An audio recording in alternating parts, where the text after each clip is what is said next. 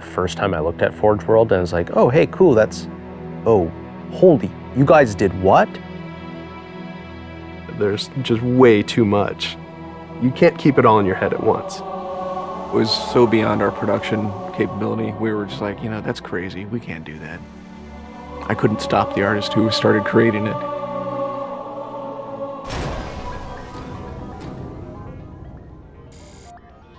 Forge is our editing tool that players can build their own maps. At its core, it's a map editor.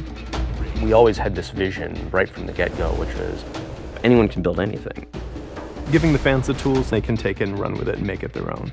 Forge World actually started as 5 separate maps. And I said, wouldn't it be cool if you could play this and go over there and then play over there if you wanted? And Forge World was born. There were a lot of people telling us that, no, you cannot ship this as one big map. We have this awesome new automatically generated LOD system called impostering that makes objects that are really far away really cheap to draw. We're pushing what we can do with the Forge budget, so that lets us have many more objects up on the screen at once, which lets us put more objects into Forge. Interesting to take the Banshee or Falcon out for a spin in Forge World, because it actually takes a while to get from one end to the other. The second you come into this space, you should know that you're on Halo.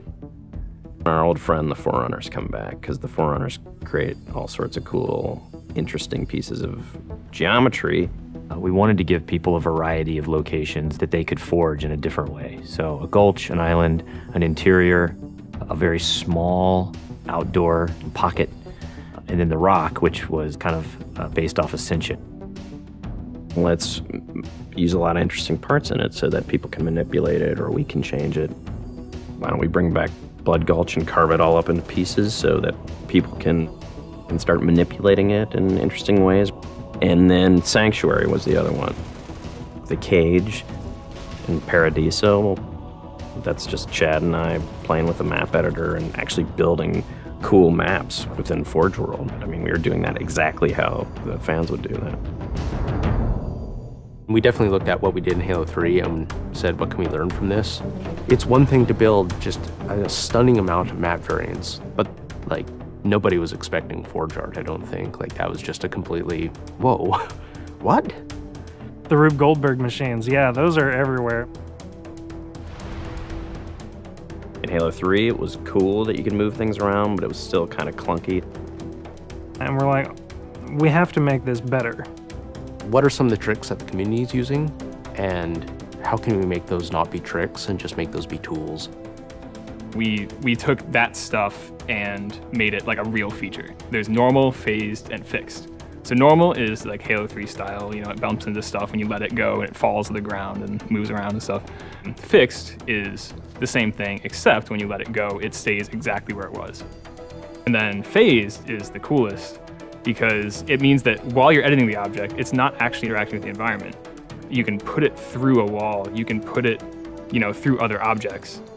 Which changed everything for Forge, immediately. It's much easier to build a Forge space. There's snaps and rotates and degrees and units that you can move things. You can be very precise. The camera controls, it's actually really good for object placement because little touches on the stick don't translate into really sudden, jumpy movements. And then we also have a fine editing mode. You click the stick in and then your camera starts moving very slowly. You're not spending 3 hours trying to get one block to line up directly to 3 other blocks. You can select individual objects and say, get rid of all the objects of this type. So if you're trying to get rid of all the spawn points on a map because you want to go and replace all the spawn points, you can do that. You can do custom colors. You can take these Forge pieces and say, hey, that's blue. So the blue base can truly look like the blue base. Reach's expanded sandbox includes new things like, jetpacks. And if people want to build some sort of 3D map and really make use of the jetpack, they can do that now. Custom game options and Forge go together like peanut butter and jelly. You're able to do things with game types that people might not even expect.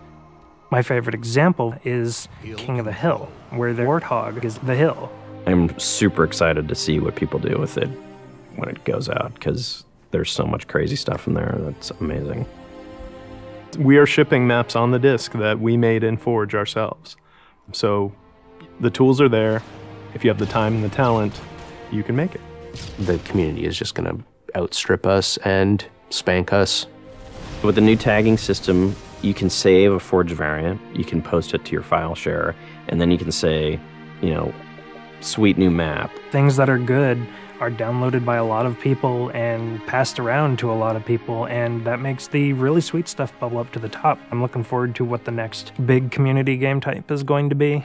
We realized that Reach was our swan song to Halo, and what better way to do that than to let people do what we've been doing all along, which is creating new, cool maps. It's nice to go out with a bang, and this is a pretty big one.